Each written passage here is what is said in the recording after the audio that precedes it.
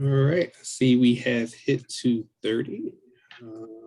Being respectful of everyone's time, we're going to get started. So welcome everyone to It's a Journey, Not a Destination, Culture and Linguistic Competence Programs Showcase, provided by the PA Care Partnership in association with the Office of Mental Health and Substance Abuse Services. At any time during the presentation, please type your questions into the Q&A feature, which you will find by running your mouth along the bottom of the Zoom screen. Today's moderators are Nancy Massey, our social marketing guru, myself, Jamal Ford, Youth Resources Coordinator, and Mark Durgan, who is the Director for the PA Care Partnership. It's my pleasure to welcome Kelsey Leonard, the PA Care Partnership's Cultural and Linguistic Coordinator. Kelsey oversees the implementation of cultural and linguistic education and training for the partnership to help integrate systems, youth, and family throughout Pennsylvania. So take it away, Kelsey. Wonderful. Thanks so much, Jamal. I'm so happy to be with all of you today and to be able to introduce to you our Cultural and Linguistic Competency Pilot Program. We also have a really fun opportunity today. So if you've been tuning in for all of the PA Care Partnership webinar series over the past year, you've been introduced to some amazing speakers and amazing content. But today's going to be a little bit different. Still amazing speakers, still amazing content, but we also have a wonderful sketch artist named Sarah. So Sarah, if you're able and willing, maybe you can turn on your video and share your screen to show people a little bit about sketch artistry. So as Sarah's working to share her screen, she's actually going to be documenting the entirety of our conversation today, using really cool artistic methods to chart, sketch, map, note take all of the wonderful, amazing content and ideas that our panelists are going to be sharing with you. And so as we go throughout today's panel discussion, we will tap into Sarah a few different times to see how the progress of her note-taking is moving forward. So this is our starting point. We don't know where we'll end up, but it's definitely a journey. So we're excited to have you all a part of it today. So thanks so much for sharing your screen, Sarah. I am going to start to share mine and just introduce folks a little bit to what it is we mean when we say cultural and linguistic competency. So share screen. There we are. Wonderful. So again, you all tuned in today because we are talking about cultural and linguistic competency. And what better way to do that than to actually show you real life counties, communities who are putting these principles into practice. Because you can hear a lot of us talk about cultural and linguistic competency. You can go to a few trainings on cultural and linguistic competency, and those are good. Those are knowledge foundation building exercises. But there's kind of nothing better than actually seeing people who take that knowledge and then actually implement it. And that's what we're going to be sharing with you today. But we recognize that this isn't always happening across the board in systems of care. So we kind of wanted to take a step back as the Pennsylvania Care Partnership, a federal grant working towards enhancing systems of care across Pennsylvania and really putting forward these principles. And one of the core principles of systems of care is cultural competency, and also cultural and linguistic competency. Can't forget the linguistic part. Why is this important to systems of care? It's important because we believe that culture matters, that we need to be able to adequately and efficiently assess how we interact in cross-cultural situations, that we also are vigilant towards those dynamics of cultural differences. It's more than tolerance. It's about being responsive. It's about being humble and having levels of humility, and as was mentioned earlier, grace, so that we can be welcoming and creating safe environments for youth and families. It also means that in being culturally competent, we are committed to the expansion of our knowledge and our knowledge of different cultural backgrounds, as well as linguistic backgrounds that make up the beauty of not only what is Pennsylvania today, but America. And ultimately, that leads us then to saying, in building that knowledge and building those skills, we then have to put them to work. We have to adapt to meet the culturally unique needs of the populations that we're serving. So all of that encompasses one of our main principles of cultural linguistic competency, CLC for short. Culture matters. If you have a big takeaway message today, it's that culture matters, because when culture is ignored, families and youth are at risk of not getting the supports that they need, or worse yet, receiving assistance that is actually more harmful than helpful. And that's kind of the golden rule about being a human being on this planet today, is we should be doing more good than harm. Our practices shouldn't be causing undue harm, and even if it's in an unconscious manner. So we created a program. We were hearing from a lot of our counties and communities across Pennsylvania, yeah, I hear about this cultural and linguistic competency principle through systems of care. It sounds amazing. Culture matters. How do we do it? How do we implement? How do we take these principles and put them into practice? And so folks were kind of struggling a little bit. So in 2015, we created the Cultural and Linguistic Competency Pilot Program, CLC Pilot for short. And since 2015, we've served or partnered with over 10 different counties across Pennsylvania. We've had 3 different cohorts of CLC pilot programs. So our initial pilot in 2015, our pilot 2.0 that started in 2017, and this pilot that you're going to hear about today, 3.0, that started in 2019. And in addition, we've not only partnered with counties, but we've also partnered with providers and organizations who also are serving youth and families across Pennsylvania and wanted to enhance their CLC programming. So you can kind of see a nice word cloud of some of the counties that we've partnered with over the years. Today, you're going to hear from Carbon Monroe Pike, as well as Delaware counties about their work. I will do a shout out to one of our great partners over the years, which has been York County. They have been with us as a CLC pilot partner since its inception in 2015, and have really been a learning advocate as new pilots have come on to be a part of the partnership process. So we also advocate for those that join in as pilot partners through the program that cultural competency is an ongoing journey. It's not a destination. It really implies that we have to have the ability to take action, adapt, and function in different environments, and that it's a commitment to a developmental process. This is not a checkbox that you either have or do not have. It's not a checkbox of, oh, I did my CLC training for the year, I'm good to go. No, it's about lifestyle changes. It's about transitioning and building our knowledge and development of skill sets so that we can be adaptive in diverse cultural situations. And so all of these elements come together to inform our programming, our policy, and our services. So in doing the pilot project, folks sign on and are committed to this aspect of it's an ongoing process.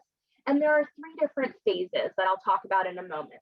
But ultimately, the project partners with some of the counties, as you'll hear from today, to heighten their awareness, to influence their attitudes towards practice, and to help them feel motivated to develop the knowledge and skills that they need to incorporate CLC in their county's system of care. And they do so in 3 phases. Through the first phase of conducting a CLC assessment, the second phase of planning, creating a CLC plan, and the third phase is taking an action item, or maybe a few action items, from their CLC plan and putting them into action. So again, from principles to practice. So in each of these phases, the first phase of the CLC assessment, our partner counties have come together. They created an advisory committee or CLC team to help them develop their assessment. They worked with youth and families to understand the populations that they're serving and their county demographics. And they used all of that data and information to identify gaps, determine priorities, and also ensure that there was buy-in from their county leadership teams or other governance board mechanisms for enhancing their overall CLC programming through this process. And it really helped for them to then be able to use that information that they gathered during the assessment phase to then inform their CLC plan, to understand what types of action items should go into their long-term programming and policy development.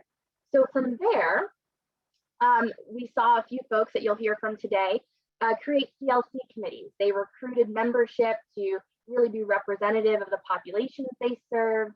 They worked on vision statements, and they also started getting these champions together to think through what would be the CLC vision and how to put that into action for the communities they represent.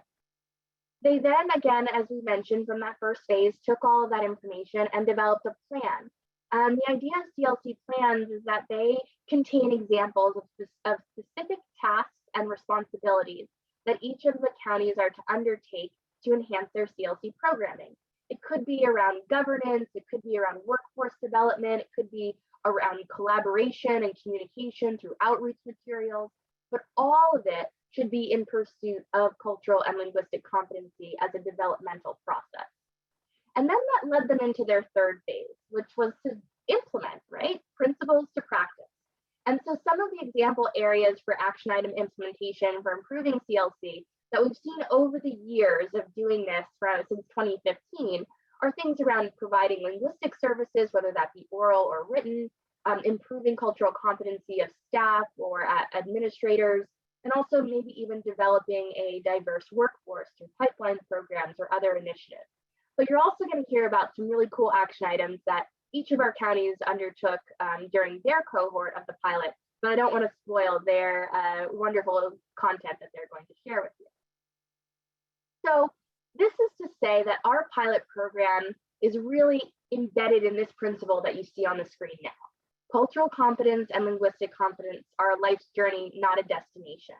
And so as we start to hear from our partners today, you'll really understand that these are the first steps that they took to take principles into practice, but they're also going to share with you where they see their future journeys taking them, recognizing that they still have a long way to go in that developmental process. So before we turn it over to our first county to share, which will be Delaware County, I will stop sharing and let's turn it over to Sarah to see how we're doing on our sketch art.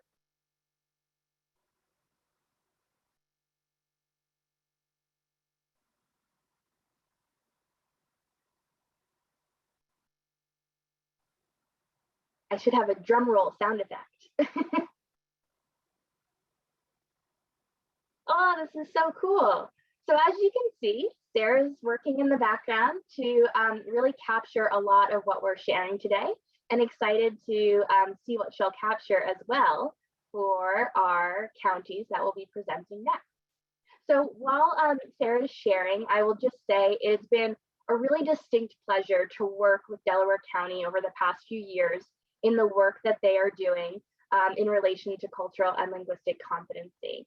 They also have formed really amazing partnerships that you're going to get to hear about. So in cultural and linguistic competency, we talk about tapping into the local resources that you have, building partnerships with cultural brokers who really can speak to the unique community needs of the counties and populations that you're serving. And I feel that Delaware County is a real testament to that. So I'm gonna ask Christina Gordon. We're gonna start with her as she introduces Delco's wonderful work. Thank you so much, Kelsey. Good afternoon, everyone. My name is Christina Gordon. I am the Deputy System of Care Coordinator at the Delaware County Office of Behavioral Health. I'm very excited we had the opportunity to participate in this pilot project as we strive really hard in Delaware County to enhance our cultural and linguistic competence, but as well as include our youth, family, and community voice. Having them share their experiences, but also being equal partners and working side by side with us. I'm excited as well to introduce Multicultural Family Community Services, who we've partnered with on many CLC projects and initiatives. So at this time, I want to introduce Ms. Portia Camara. She is the Executive Director at Multicultural Family and Community Services, and she will be our presenter for Delaware County today. Take it away, Portia.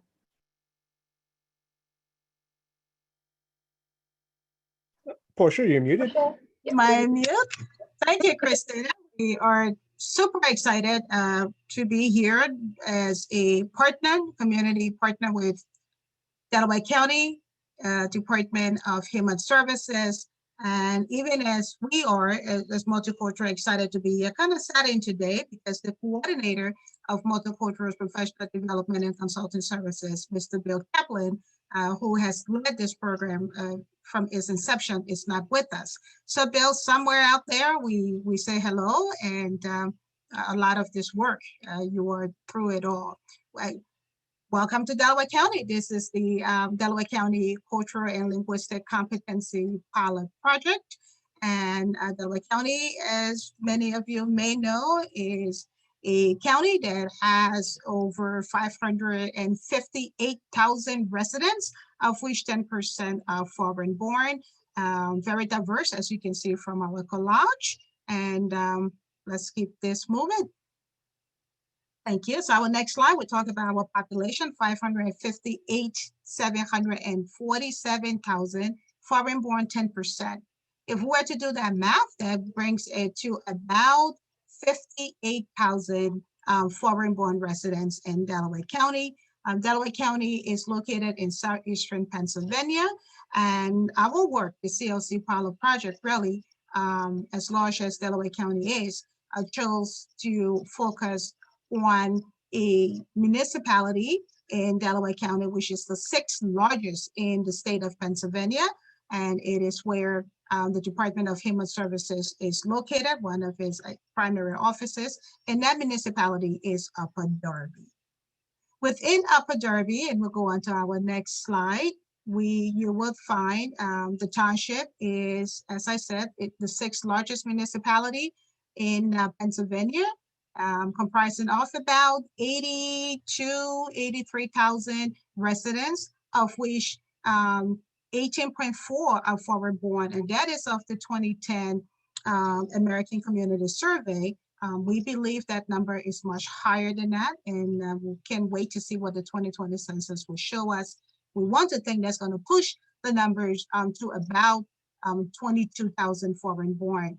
We know of that number, about 9% are naturalized citizens who came here as immigrants, as refugees, or as political asylees, and over time became naturalized citizens. And the remaining numbers, about 8.6%, are not yet a citizen, but are moving towards their journey on becoming a U.S. citizen.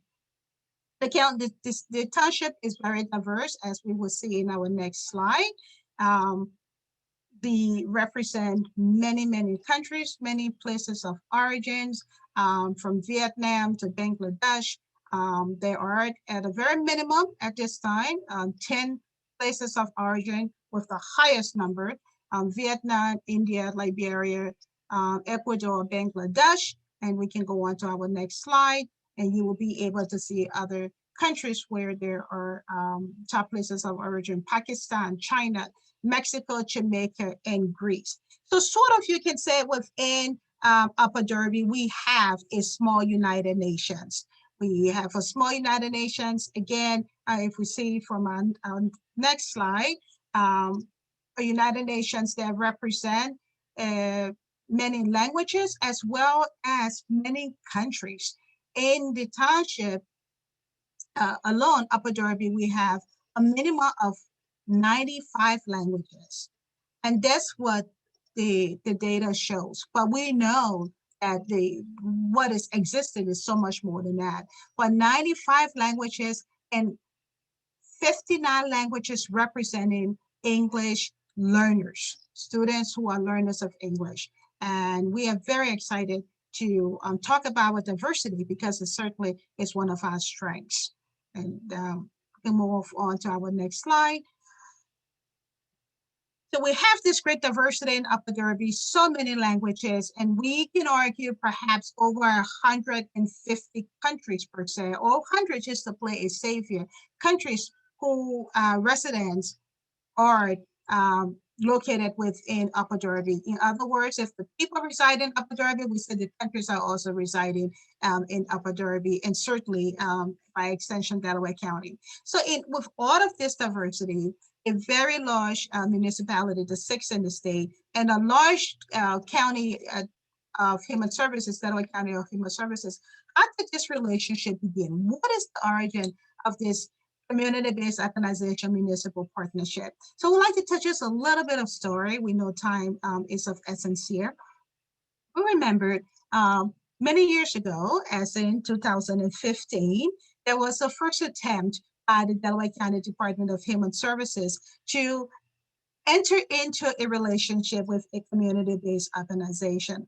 Multicultural as a CBO, as we had known, has been in existence since 2003, and we have always been located within Upper Darby, Delaware County, and have provided some supports to social workers within the Department of Human Services. But on this day in 2015, a meeting took place between multicultural community family services leadership, Portia Kamara being present in that meeting, and two members of the Delaware County Department of Human Services staff. And they were courtiers, and what they wanted was to engage this community-based organization that was serving a predominant immigrant population. The challenge was around that time, there was a lot of attempts at engagement taking place within not just Delaware County, but the entire greater Philadelphia area, where large county organizations and large foundations were entering into communities and saying, we want to know more about you. And the immigrant communities, particularly African Caribbean communities, were not very pleased about that, because what we discovered as part of our own journey was that many external outside organizations came in with the presenting to want to know more about the community as it was. And what we found was a lot of information that was being shared was then taken out of those communities. And later on, those information were misrepresented or presented in such a way that sort of violated communities in ways that they were not presented to them. So information was taken, books were written, or applications were submitted about certain things, and the community's voice, though seem to be represented, were not really consensual. And because a lot of that was going on. I remember back in 2015 when this visit occurred within multicultural, it was not welcome. It was not received because there was no trust. Trust has been damaged. There was no relationship in addition to trust. And because the community had felt violated time after time after time, this community was no longer willing to be engaged. And it was expressed in ways that were painful, but also became a learning opportunity for the Department of Human Services in going back, reassessing, and looking for another opportunity to attempt another engagement. In 2016, a year later, after that first meeting, the crisis took place in our community, specifically within the African community, where a member of the Liberian community was murdered. This time, this community, African community, found itself involved in a crisis that we were not prepared for, because people don't just get murdered in immigrant communities, close-knitted immigrant communities, by their own people. And so we, as a community, reached out to the county.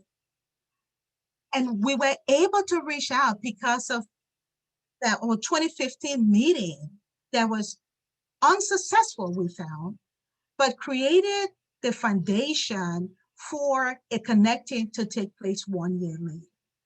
And so this community, through multicultural community families represented by multicultural community family services, reached out to the county. We have this murder by one of our own. The community is confused. People have been traumatized again after coming from war and experiencing so much violence, and now it is happening here. Can you help us? And the response by this community, by the department was yes, we can. And so the crisis team was sent out. genuinely send out, we would send our crisis team to respond.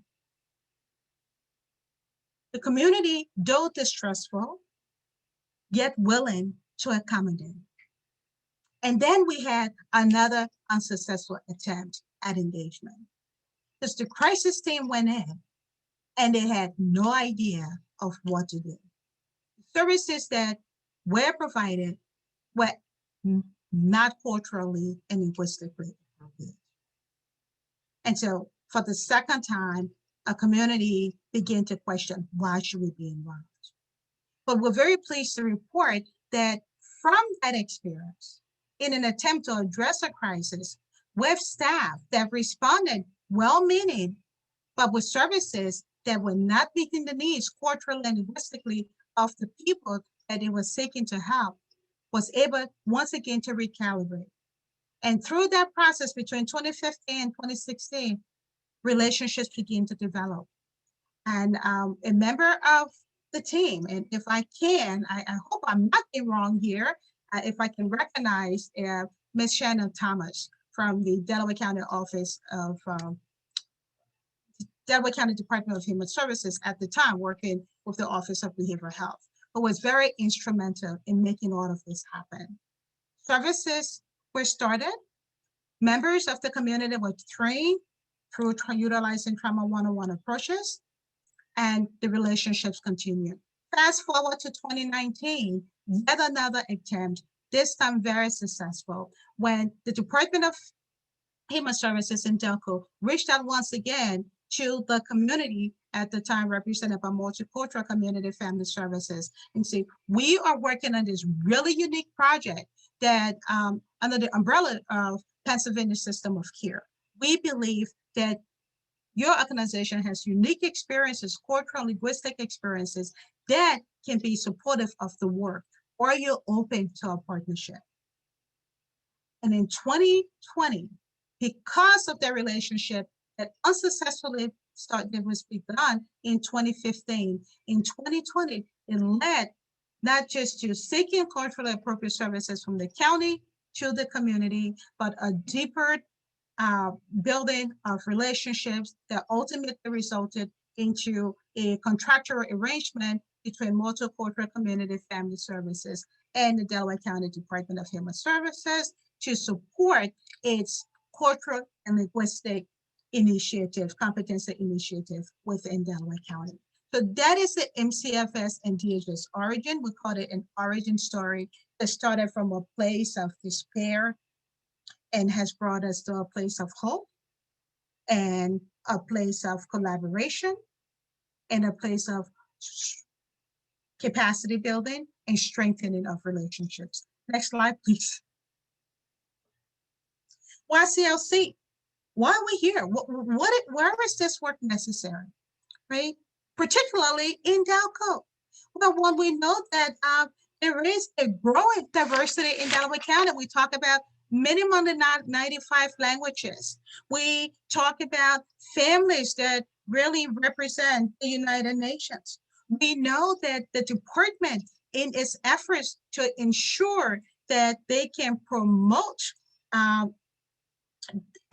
increasing service capacity, increasing health equity, promoting health equity in Delaware County, to see the need to bring in a program or ensure that the programs that are already being provided in Delco are strengthened. So we know that the CLC is able, through its work and the services that can be offered, improve the quality of health services for all.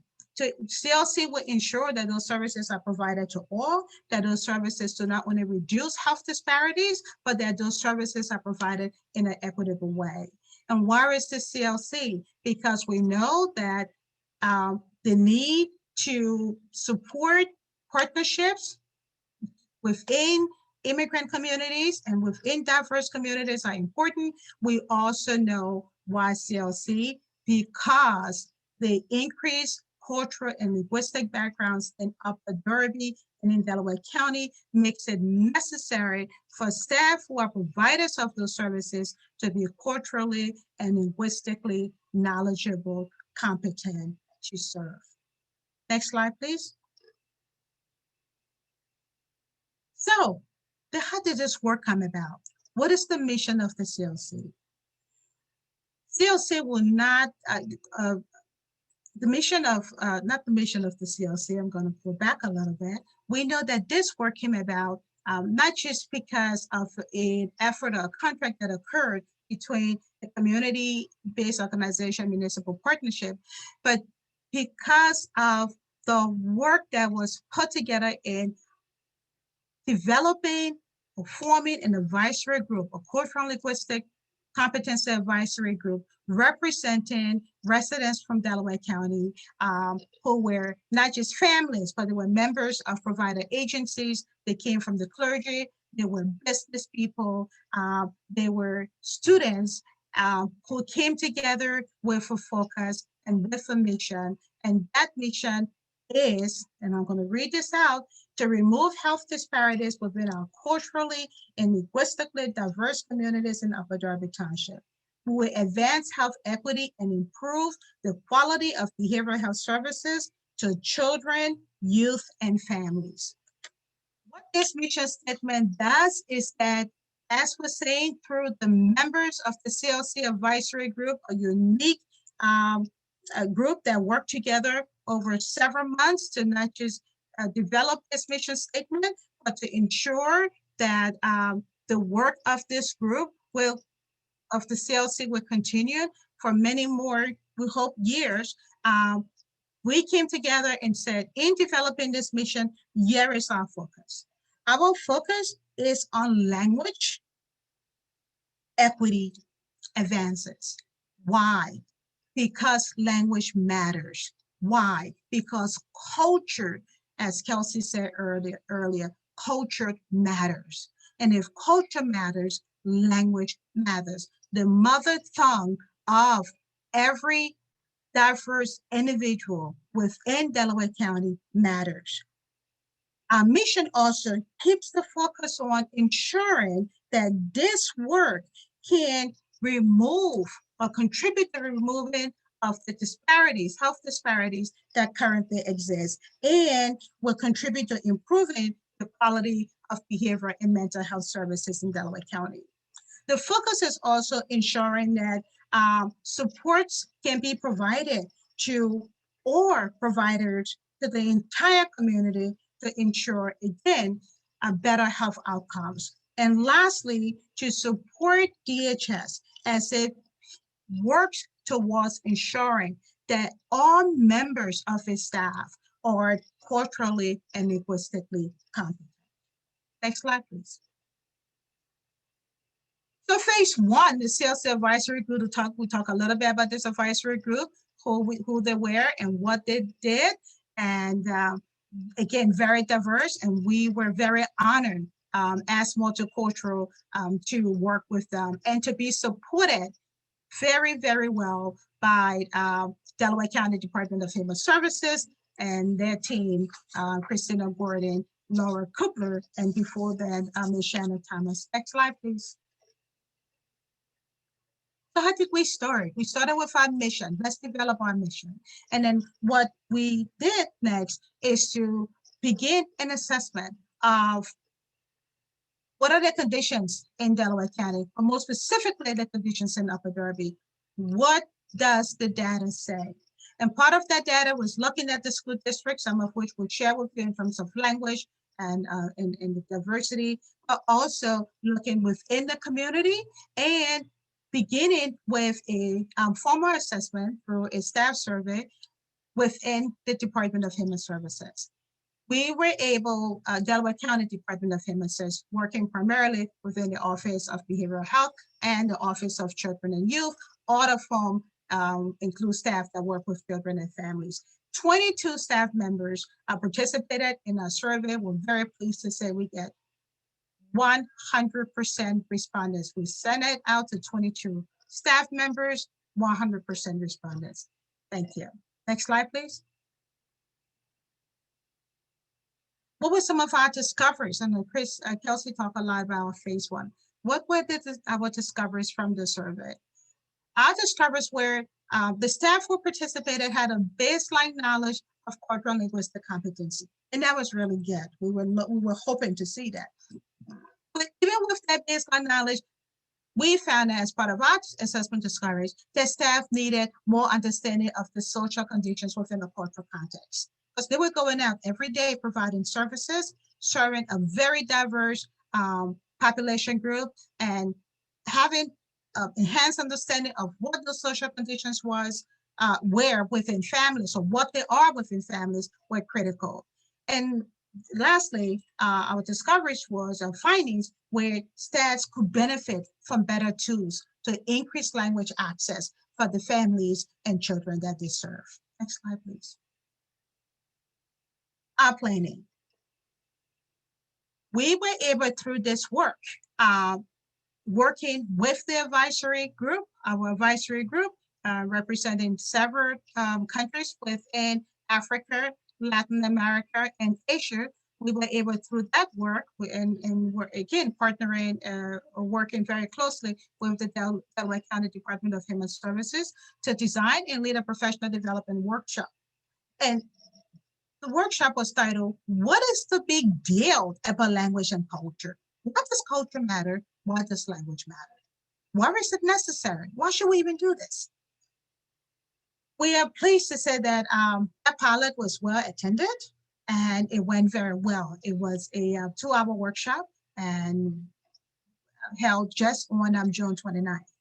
The CLC Planning, as part of our assessment gathered, also allowed us, will support the development of a department-wide cultural and linguistic framework. But I want to be very careful when I say department-wide cultural and linguistic framework, because this is just a pilot. Department-wide is the vision, but we are beginning within the Office of Behavioral Health. And so, the department is starting there. And the hope is that as that work grows, it will, the capacity will be increased to go department-wide. And the hope is that as a result of this work and the planning that has been ongoing as part of this pilot project, is to contribute to the development of a Delaware County specific organizational culture assessment. I want to say we're not there yet. That's the work. And the hope is that that is going to happen. Next slide, please. We talk about phase 3. What was our action item? Again, going back, what's the big deal about culture? We had our workshop. What is the big deal? Why do we need to do this? If we pilot this, how well attended would it be? Is there a need for it, or is this just a fluke? And the response, as the response was overwhelming, and we were able to come in and have everyone participate. So the action item as part of that implementation allowed those who our participants to contribute or learn more about cultural and language access tools that we hope will contribute to successful interactions between professional staff and children, families, and people from culturally different communities. But most importantly, we think, we hope that the entire community would be able to benefit in meaningful ways, such as not have been seen before. And we certainly hope, as one of our action items, that as part of this workshop, participants would be able to contribute to developing what those needs assessments, the cultural and linguistic needs assessment would be. So from this pilot workshop, the workshop that was held as a pilot, the hope is that part of the action items to be implemented will be in these areas. Next slide, please. What are some of the successes of our program? We believe, all of us, this team, Delaware County Department of Human Services and Multicultural Community Family Services, as well as the advisory group, that for the first time, we think within Delaware County, or with Darby more specifically, we saw the forming of a genuine community, government community-based organization partnership. It was genuine in that it started on the basis of trust, on the basis of humility, on the basis of wanting to support the community in ways that have never been done before. Another success was we found out was the clear direction and recommendations that came from the advisory group. Our advisory group was made, was equal partners in this work and participated as much as they were able to, given the challenges that we'll talk about later. We found discovered as well, as one of our project successes as well, was just the contribution that was made to increasing the awareness of the significance of CLC practices within Delaware County.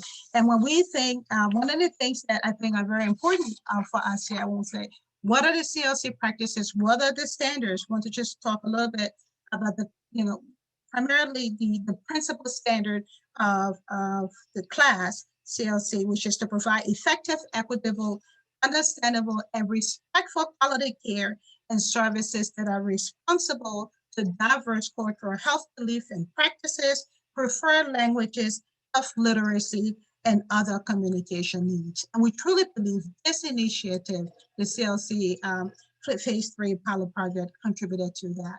Next slide, please. What were some of our challenges? Oh, thanks to COVID, I think we'll always say that, significant challenges with scheduling meetings. This all was happening during the lockdown. And we had to be creative with how we had our meetings took, how our meetings took place. We had meetings taking place by Zoom. We were able to do one-on-one meetings because schedules for many families, including, for many members of the group, wasn't happening. We did one-on-one visit 6 feet, many 6 feet apart when when things begin to open up. So despite these challenges, we found creative way. Other challenges were just navigating online video conferencing and other tools, like so many of us in the world, right, specifically within our neck of the woods. It was difficult. Zoom was that. We had to learn that. And navigating processes within government and community-based organizations. Here at Multicultural, the decision-making is very easy. We have a board and we have an executive director. It was not the same when we, working with a county-based organization. The bureaucratic red tapes and the time it took for decisions to be made. As a contract provider, Multicultural did not have the liberty to just put something out there in the community that had not been reviewed and approved. And it created some kinks for us, but we were able to navigate through those challenges thanks to the wonderful support provided by the DHS liaison team. So those were our challenges, and again, we were able to overcome them. What's next on our journey for the CLC? I think I'm going to leave this to Christina to talk more about this, as Multicultural as a community-based organization partnering with DHS, Delco, cannot say that. I don't think we have the authority to say as much, but we are certainly affirming everything that would be said by Christina.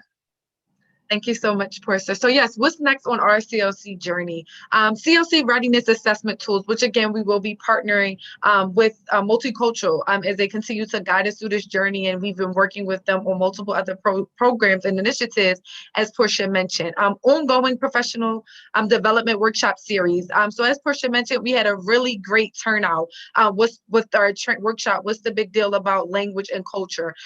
Since it was a pilot, we kept it to a very small size, but we had an extensive waiting list. So we are hoping to offer that training again. As a result of that training, we have just exhibited some feedback. So asking some of our participants, what are some things that work well? What did you enjoy? What are some things that we can add? And so we can continue to better our professional development workshops. We will continue our government and community collaborations, both existing and seeking new partnerships. Continue to build the capacity of our service providers, and as always, increase as well as engage our youth and family engagement. So of course, again, as Kelsey continues to say, it's a journey. So it's not something that's going to happen right away, but this is where we're at a great start, and we're looking excited to continue on our CLC journey in Delaware County. Next slide, please, Kelsey. So thank you so much, everyone, for your attention. Thank you so much, Portia, and the partnership. We value that partnership extremely. This picture here actually highlights a pivotal landmark, if you will, in Upper Darby Township, which is 69th Street. So that's the bridge that kind of actually, once you're in Upper Darby, you cross over your Market and Frankfurt Terminal, which are seconds away from Philadelphia. So that's just something we wanted to highlight, which is a landmark right in the middle of our community. So again, thank you so much, everyone, for your attention, and I'll turn it back over to Kelsey. And if I may, Kelsey, Oh, yes, sorry for talking about 69th Street as a bridge, symbolically is a cultural bridge builder. And looking at the CLC pilot project and the work that is being done by Delaware County Department of Services and Multicultural, the advisory group and the advisory group, it is all about community building. And that's what's happening here in Upper Darby, Delaware County. And it is really exciting. That's wonderful. And thank you to Portia, to Christina. I know Laura's in the background, to Bill, who wasn't able to join us, to the whole Delco partner team that we've been working with over the past few years. It really is great to see your growth, to see where you are at this stage in your journey, to recognize that this work is about building bridges. And so before we transition over, I'm going to stop sharing my screen and let's check in with Sarah and see how we are on our sketch artist.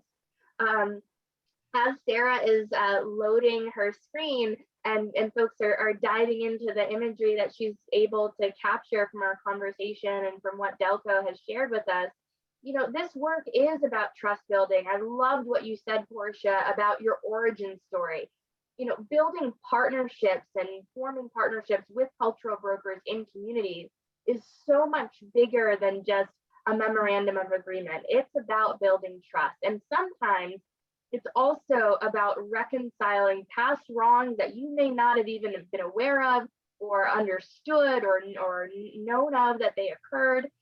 But you still have a responsibility to embark on that healing process together, to build that trust and to build those partnerships. So I really am just so thankful for you sharing that origin story and hopeful that it inspires others who are also embarking on their CLC journey.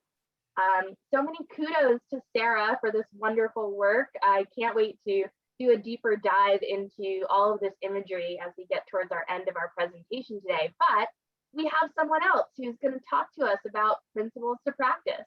So I'd love to introduce now Larissa Kimmel, who's a local system of care director for the Carbon Monroe Pike System of Care. Larissa, you should be able to start sharing your screen and take it over.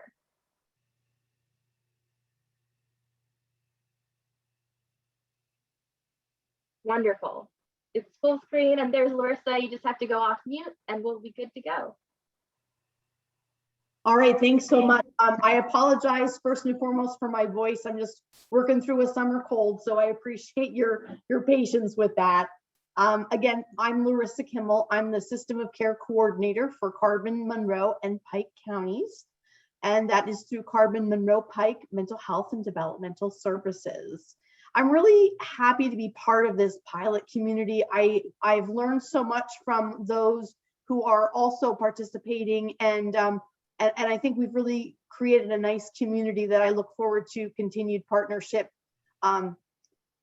throughout this journey together. So this is a little glimpse of where Carbon, Monroe, and Pike counties are. Where it's part of the northeastern Pennsylvania area. Our Pike County borders New York and New Jersey, and Monroe County borders New Jersey as well. So it gives you a little bit of a glimpse of how unique our populations are. So looking at our makeup, certainly it looks different than Delco. Primarily, we have many Caucasians throughout all three of our counties. Our counties' populations are smaller as well. We certainly have a lot of diversity in many different ways. And some of the cultures that we also were taking a look at were, we have veterans, our 65 plus age group, are individuals who are under 18, looking at professions and 23% have bachelor's degree or higher. We have a lot of farmers and laborers. We live in an area that is rich with tourism, whether it's recreational or historic. And we have a lot of individuals who commute from rural to work in urban areas. Likewise, we have a lot of individuals who have moved from more urban areas to live in the beautiful counties that we have. This is just some representations of some of our county activities. There's a lot of sports that individuals enjoy. We have beautiful spots for recreation and outdoor. We have a lot of construction from time to time on our highways because there is so much movement and growth. And we also have some beautiful historic buildings, which are maintained and utilized for our county governments and many other things. So through this process, we really look to start to uncover culture more and looking at not only ethnicity, but looking at how we gather, where we gather, what we do, and what we have in common, as well as what we may not have in common. The mission statement that we developed wishes to broaden the vision and perspective of culture in our communities through sharing resources, planning and offering activities for youth, families, and individuals, and by collaborating with other organizations who share the same mission. Certainly throughout this process, we did recognize that there were other organizations that were working on common goals, and we did get to meet some of those individuals, and I'll talk about those in just a little bit. So how are we going to fulfill that mission? The first step is really building that committee to talk about cultural linguistic competency. And like every other entity, we ran into issues with being able to meet in person and needing to regroup. But that allowed us more time to step back and take a look at where we're headed and who we need to include in that decision making. We also want to work on assessing work practices of our behavioral health services, our child welfare, juvenile justice agencies, and other organizations through a self-reporting survey. We also want to plan community activities and learn more. We want to provide opportunities to allow others to explore new backgrounds and perspectives that may be different to theirs.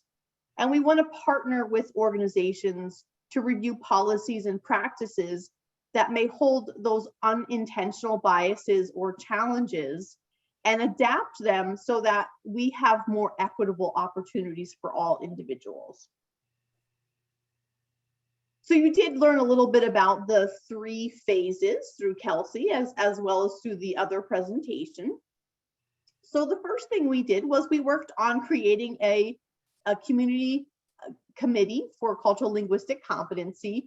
And who doesn't like to have a sweet treat and some coffee? So our initial idea was in each county, we hosted a coffee and cupcake connections night and invited the general population to come out and talk a little bit about what their perspective of culture is, and if they'd be interested in networking and working together to create a more inclusive environment. Unfortunately, it was not as successful as we had hoped. We did learn that our counties have fantastic baked goods. I made the rounds. I was willing to sacrifice and taste all, and it was great. We also learned that our businesses are really welcoming. They want to be part of community action. They want to be a positive entity within our communities and are willing to support projects like a cultural linguistic competency practice. We did understand that our timing and our outreach was not right, so we did go back to the drawing board. So how did we adapt? We went back to our system of care leadership team meetings. We have one in each county, so we're very fortunate to have a number of individuals to pull from.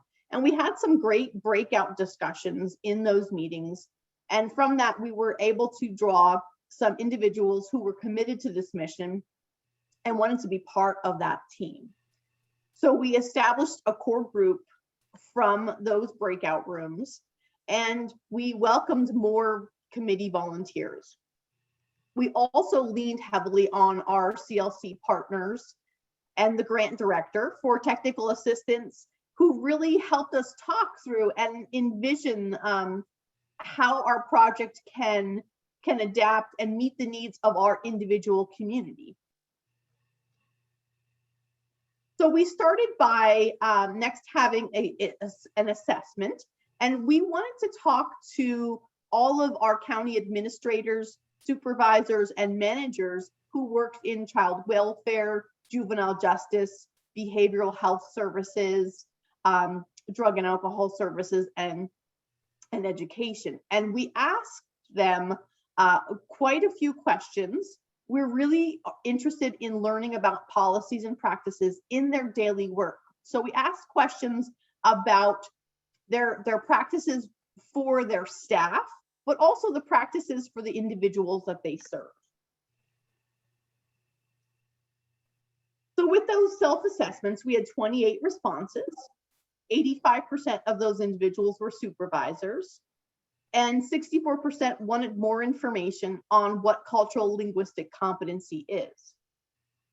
We did have many responses asking for training opportunities. Many also stated that they're working to improve cultural awareness practices through ways such as trainings, looking at the top down for internal work groups, and considering the use of cultural brokers in treatment and goal planning. Some comments that I had received outside of this is that our county agencies really want to work more on cultural linguistic competency, have had efforts in the past, and the efforts just really were not successful. So they weren't sure how to move it forward. Some of these self-assessment reported needs were identifying cultures that are represented in the community, looking at policies and procedures, making spaces more welcoming, and really a big focus on education. Our core group took all of the survey results and took some time to talk through them. And these were some of the points that the committee members brought up that seemed pretty impactful for them. They felt that individuals believed that training alone could resolve cultural barriers, in that the responses of the surveys pointed in that direction. Offering trainings with follow-up action plans may be more beneficial to the individuals who are involved in the survey process. They want to incorporate strategies to build cultural humility of organizations, develop awareness events and activities. So really be part of the community and have some action items that people can get their hands on and learn through that. And also review policies and practices of agencies, offer support to identify unintended biases and adapt them to be more inclusive and equitable. So one of our steps in working towards those goals was to have a training, and this individual training was called the Urgency of Awareness. And Ms. Jody Farr is a really dynamic speaker who really challenged us to take a look at how we developed our own perspective of culture and how others have also developed their perspective of culture. And she offers a deeper dive. So it gives you the chance not only to learn through a training, but also then to do some additional work sessions that help you look at policies and practices that you have and come up with your own goals. So through the Urgency of Awareness training, we held one for our 3 counties. 132 people attended. We did use grant funds to purchase and ship the books that accompany the training. that can be used throughout the training, as well as throughout any kind of personal growth or growth within the organizations. People felt really engaged during the sessions, and 87% felt that they would want to participate in some sort of change within their organization. So that was really encouraging. So Carmen Monroe Pike Mental Health and Developmental Services took this one step further with that deeper dive session and have identified some areas that they'd like to improve upon, and allowed staff to prioritize some lists and goals to work on, and has formed work groups that will meet every 90 days as goals are worked on, attained, and then they will move on to additional goals. And that's just really kind of a glimpse of another teaching throughout the urgency of awareness training. The last item that we wanted to address was, how do we get out in the community? So we thought a little bit more about, where do people go? What's a hub? And we are in a rural area. We do know that our community libraries are utilized quite highly. And as we're working through the pandemic, the doors are slowly starting to open. So we have decided to partner with these community libraries and have developed a SOC book club. So visualize kicking off your shoes, opening up a book, and filling your mind with new perspectives. And we want to share our culture and our kindness. With that book club, we're partnering with the libraries, and we want to offer books and activities related to culture. We plan to purchase books from minority-owned bookstores. We want to develop a list of books to share with community members through the libraries. We also talked a little bit about age groups, like who do we want to focus on? And really, the team decided it was best to focus on all age groups. So we want to highlight books and activities for all age groups. We'll include mental health experience, and then we'll create some marketing materials and involve youth in this project. So why is the CLC programming an important investment? Certainly, we want to build stronger connections in our communities. We want to create a positive way to share different perspectives and experiences.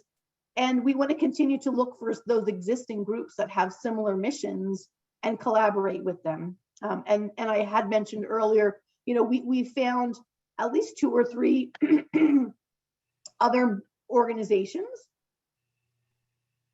that have very similar missions. So we will absolutely continue to collaborate with them. What advice would we give? Certainly set realistic goals and action items. You don't want to get ahead of yourself. In our rural communities, we know that we just really want to be out there. We really want to be doing a lot. And we have to pace ourselves, and we have to understand what our limitations are. We would also say get to know the makeup of your community, because every community is different. You might think you know what your community makeup is, but until you take some more time to really ask questions, to visualize and observe, you may not know. And then lastly, to establish a diverse working committee. You want to have individuals on your committee that represent cultures other than you. You want people to look different, act different, feel different, so that you get a much more enriched product in the end. And I want to thank you so much for your time and your patience. Wonderful. So much applause there. Thank you to Larissa for sharing all of the wonderful work that you've done. And Carmen Monroe Pike, it's definitely been a pleasure to have you as a part of the CLC pilot program and as a partner. I'm just going to share my screen, and then we're going to transition into the Q&A. And with that, folks are able to navigate to the Q&A feature on your Zoom platform. Type in your questions for our panelists, for myself. You know, it can be a question, hopefully, related to what they've shared with you today, or it could be a more broad, general CLC question, and we'll do our best to try and answer it. But what we want to share with you as we're transitioning into the last portion of our day together is, again, that hopefully what you've heard today from our partners is that cultural competence and linguistic competence are a life's journey, not a destination. So we are wishing you all safe travels. We hope that you feel inspired by what you heard today, and that through the Q&A session, we might be able to answer any remaining questions you have about how to get started on your own CLC journey. So we're going to transition into Q&A.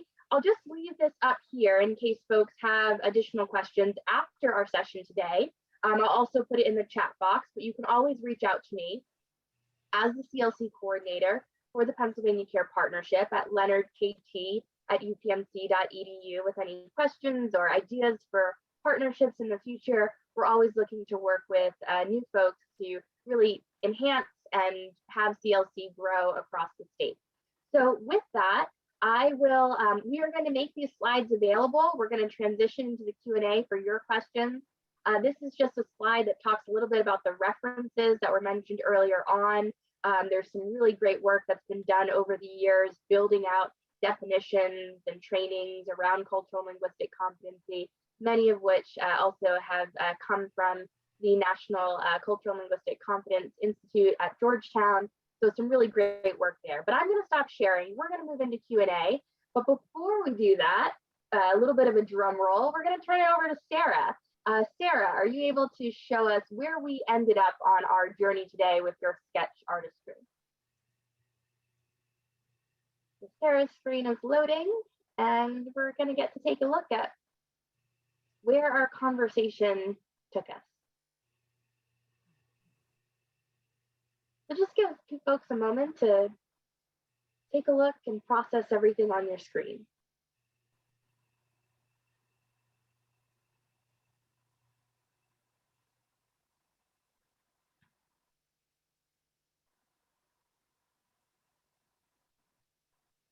We've got the Sock Book Club that has a shout out to, in the bottom right corner, which is great.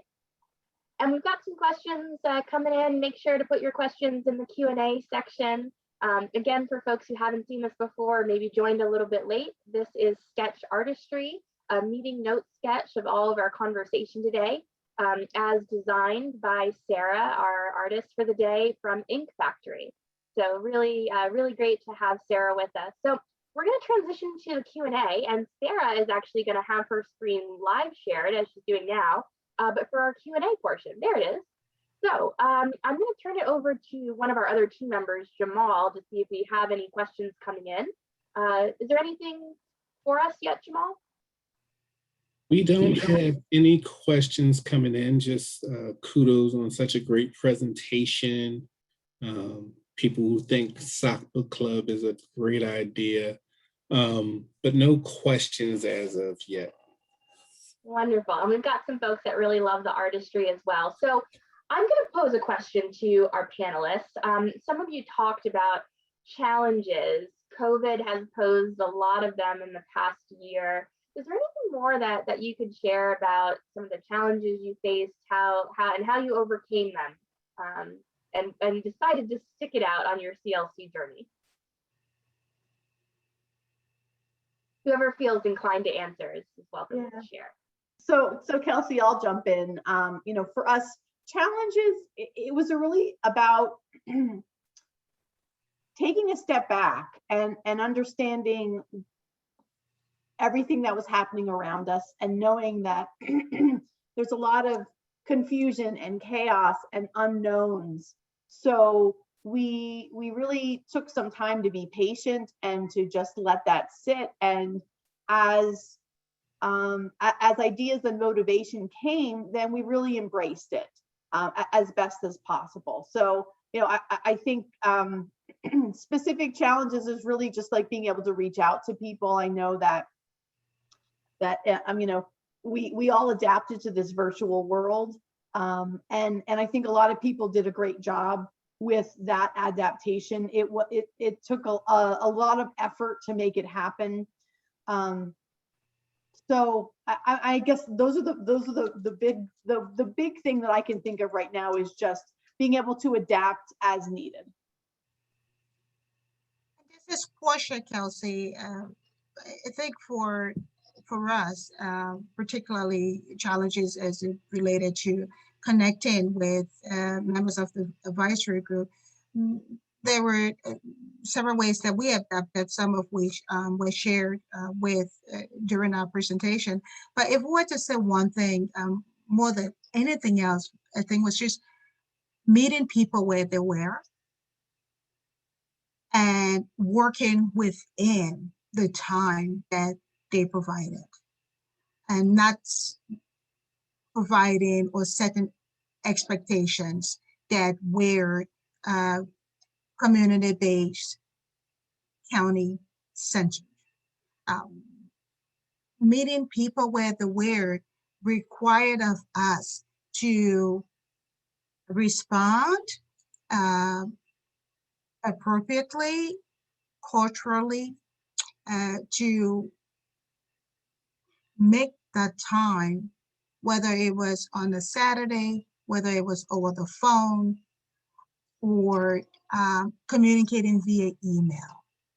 I think biggest walk away, if I was to just put it in a short sentence, would be meeting people where they were. And I think Larissa used another word, adapting based on the circumstances that were presented and that we found ourselves. And Laura Christina can add to that. Portia, this is Laura, I completely agree. Not only did we need to meet people where they were, but we needed to meet the county staff and administration where they were at too. Because coming into this project after it started, I took over Shannon Thomas's role, and coming into this project after it started, it was difficult. It would have been difficult if we were sitting face to face to be able to explain it, what we were doing to administration, to our coworkers, to everyone. Doing it after the lockdown and coming back, and everybody in the midst of COVID and trying to get back on their feet and try to figure out what they were doing. It was made it much more difficult, but much, much more needed. But we definitely need to meet everybody where they were at, on both sides and every side. Absolutely. And in talking about that, I really acknowledging Kelsey's role, how she met us as a Delco team where we were, and helping us to navigate those challenges as we encountered them. She provided us a lot of grace. We thank you, Kelsey. Indeed, indeed. So Kelsey, we had some really good questions coming to the Q&A, and I'm going to ask the first one for all of you. How do you work towards rebuilding lost trust in cultural communities? Such a great question. I might even direct that towards Portia. You spoke so much to your origin story. Were there key things that came out of that as to markers of that trust rebuilding? I think so. And I think it can be said on both sides. The willingness to keep the door open, the willingness to allow oneself to self-examine where each person was, where we were at the time, to critically self-examine, the willingness to be humble, to become through an exchange that was not pleasant, but to become through that more self-aware of not of oneself, but the approach to connecting, relationship building, the approach to engagement from the perspective of a community-based organization, as well as the perspective of a county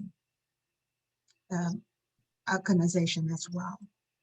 And lastly, the willingness to want to try again, despite the failures of the past.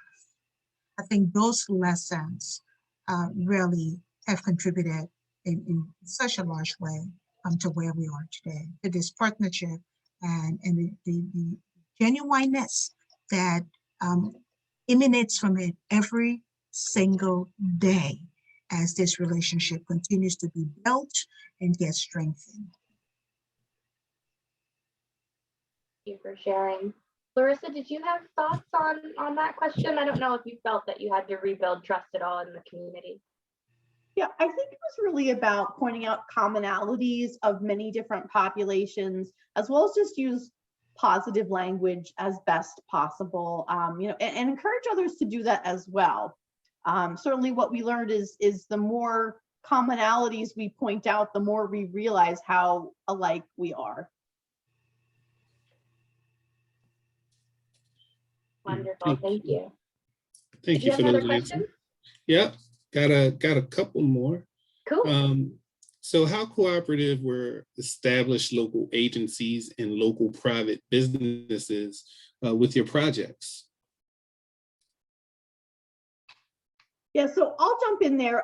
Definitely county agencies, they have an interest in cultural linguistic competency. Time and other priorities might take away from their intentions to participate as fully as they would like. And I think it's a matter of keeping in mind that, like Portia said, you have to meet people where you're at, and we have to find the right way to make it fit into their everyday practices.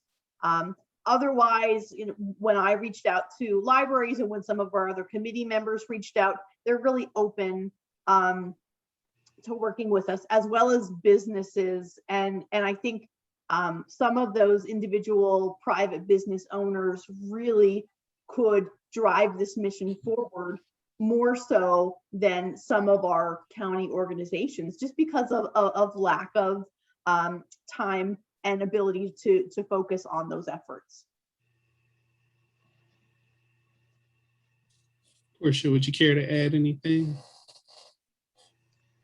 Yeah, I think Larissa covered it all. And if I was to add, I would be repetitive. Gotcha. Thank you. So we have a question from Caitlin who asked, are there ways to get the public school systems involved to help the future generations of kids? Going into schools to do presentations, involving schools in any community events. She works with a lot of kids, and it seems that this is still an area that can lack in regards of understanding and being accepting of different cultures. Many kids seem to feel or are being taught to reject and not work with them. So the question is around helping youth in schools and when they're at a younger age. I believe that to a degree, and I'm speaking very broadly, there is involvement by public schools, however minimal. So we do have a start in place. I think what is important is how can we build on those relationships that are already existed, where they do exist. In other areas where they do not exist, what courageous boldness, if I may say, do we have to take the steps forward and begin to engage not just public schools, but all schools, and to begin to engage community partners, particularly community partners that are serving communities of color. And oftentimes, we do not see that take place. I think, again, it is stepping out It takes both. It takes all of us, both sides, schools, community-based organizations, and public entities to take those first steps. It starts with relationship building. We said culture matters. We said language matters. Relationships matter. When we talk about culture, it is about relationships. When we talk about language, it is about relationships. Those things matter. And to get more involvement by public schools, by all schools, it starts with making those efforts to engage one another, because that's when we can begin to see change occur. And that's when, through those changes, we can contribute to reducing the disparities we find when it comes to health outcomes, when it comes to performance, behavior and mental health performance, when it comes to academic performance in schools. How can we begin to do that? How can we take this first step? How can we really work at making a difference?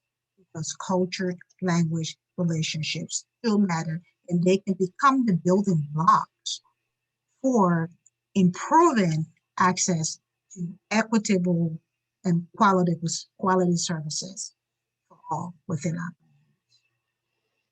Yeah, and I would add, my county leadership teams have education involved, and they're always very open to ideas, and definitely willing to provide some activities and trainings.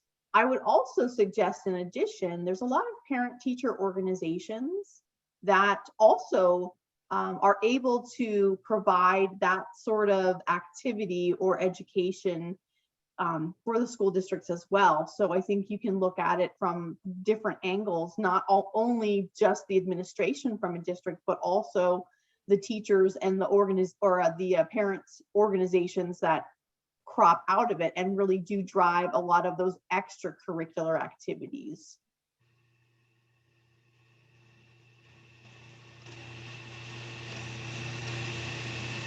Thank you both for those answers. We have one more question from Yolanda. She says, you're doing a great job in raising awareness in your communities. She was wondering how we as providers can help promote cultural awareness in our communities. Just a broad general question, that she's from Reading, PA, and wish that they could have some promotive activities in Reading. So she's asking a very broad question about different ways that I guess when you guys got started, how, where, and some of the best ways to kind of start raising awareness about cultural competency.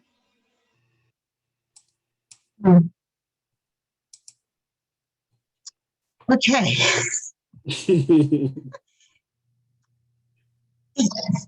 This is challenging, but I think if just keeping it simply, begin where you are. Start. Recognize what is lacking.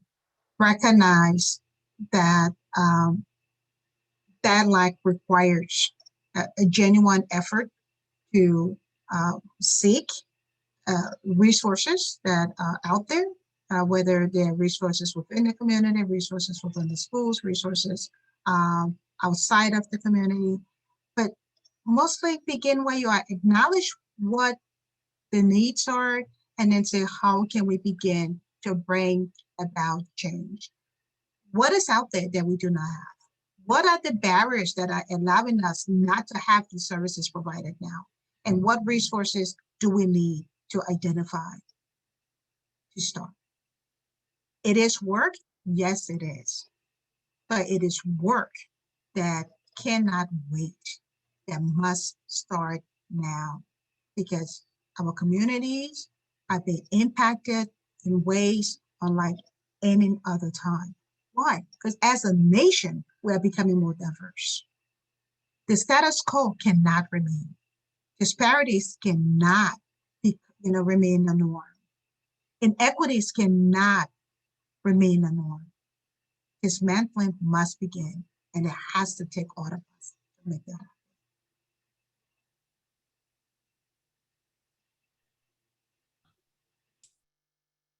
Well said, Portia. Well said. Larissa, I'll ask if you have anything to add to that.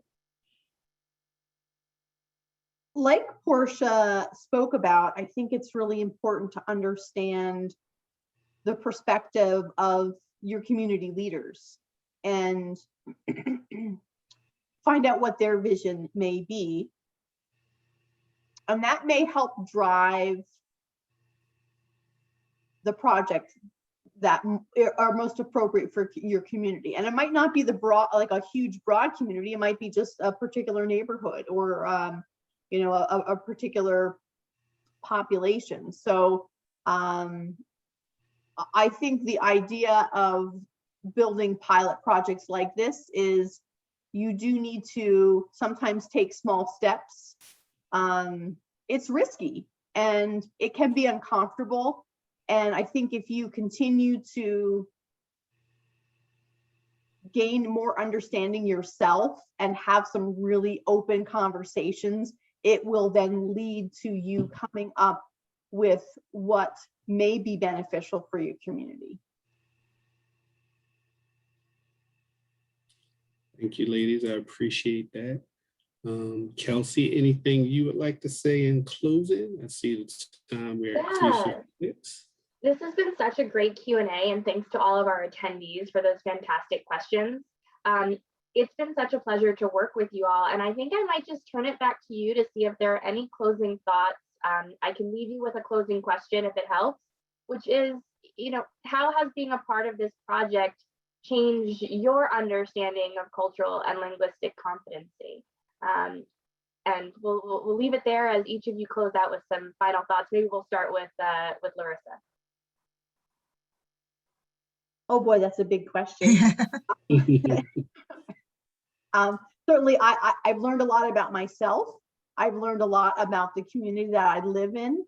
And this project has really allowed me to step back and observe and really notice things that I've done and said that I know I can't take it back, but I know going forward, I can change the way I respond.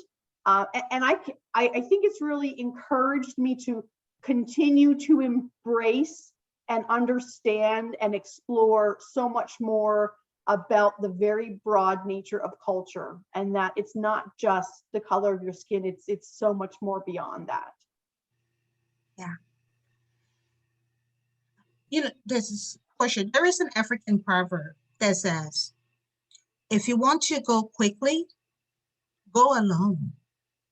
If you want to go far, go together.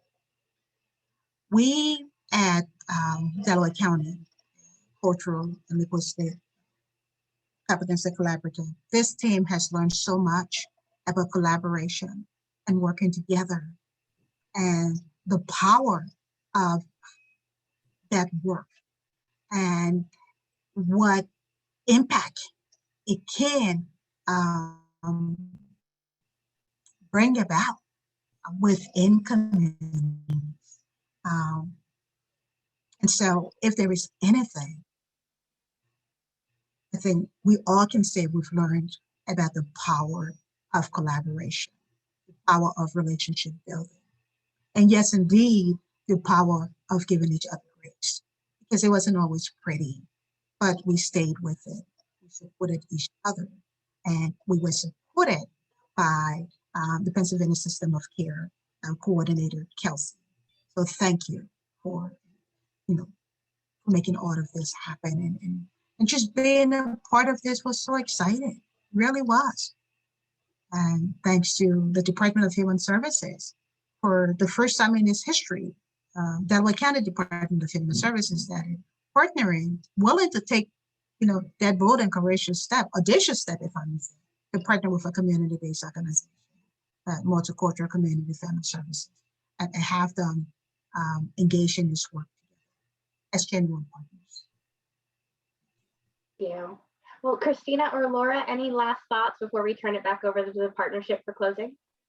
Yes, and I think just to kind of echo what everyone is saying, especially Portia, really, I learned a lot. My awareness has definitely been increased. But again, with the partnership, we really, despite challenges, despite sometimes our projects changing and things like that, we really kept our partnership. We worked together, encouraged each other. And I think it just speaks volume as well when it comes to community. We do a lot in the community. So going out into the community to continue this work, not only within the Department of Human Services, but within our community. So I'm very grateful to again have been a part of this pilot and to continue our partnership with Multicultural as well as our other partners in Delaware County. Wonderful. Thank you so much. And Laura, I don't want to leave you out, but just if you're good, she's good. Okay. Well, it's been a pleasure as always to work with you all and to be in conversation today. Thank you to our attendees, and back to Jamal for closing. Thank you, Kelsey. So I wanted to thank everybody, all our panelists and Kelsey for the presentation and sharing your journey in cultural and linguistic competency. Information about certificate of attendance are in the email you received today, and there's also been posted in the chat. Our next presentation is Breaking Chains and Bridging Gaps, Maternal Health, Public Health, and City Planning in the Black Community on Thursday, July 15th, 2021 at 2:30 until 4 p.m. Eastern. And as always, we look forward to having you join us. Thank you all, and be well. We'll see you next time. Thank you. Thank you, everyone. That was amazing. Absolutely amazing. Truly was. You all have a fantastic day. Bye-bye.